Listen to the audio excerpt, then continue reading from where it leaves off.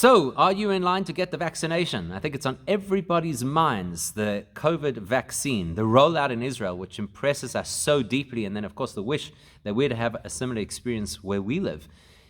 Would you get the vaccine when it came out? I think most people agree that they would, because most people are so desperate just to get back to some semblance of normalcy. So how do vaccines work?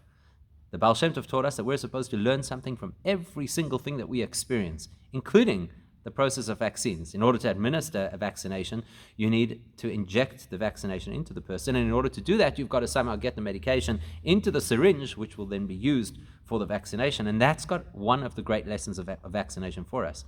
See, in order to get the stuff into the syringe needs a little bit of a vacuum. That's what sucks it up. That's what sucks the medication into the syringe. And a vacuum basically means where things are not. Now, we're kind of the opposite of a vacuum. Our heads are the opposite of a vacuum.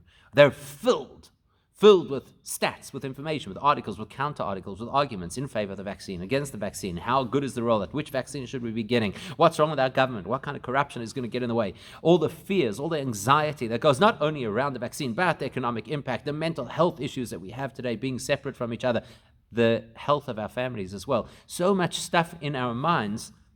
And so, yes, we need a physical vaccine, but we need a mental vaccine as well, which is just to create a bit of space, a bit of a vacuum. When you create that vacuum, you allow other things in that were not necessarily there before. To be open to other perspectives instead of just the doom and gloom that we consistently hear and regurgitate a lot of the time. We need to create an openness in our own minds, the vacuum in our own syringe to allow the medication in, to allow the stories of silver lining in, to allow the optimism in, to allow the trust of Hashem in. And that's going to heal us, maybe even more than the vaccine will. Have a wonderful day. Stay safe and stay sane.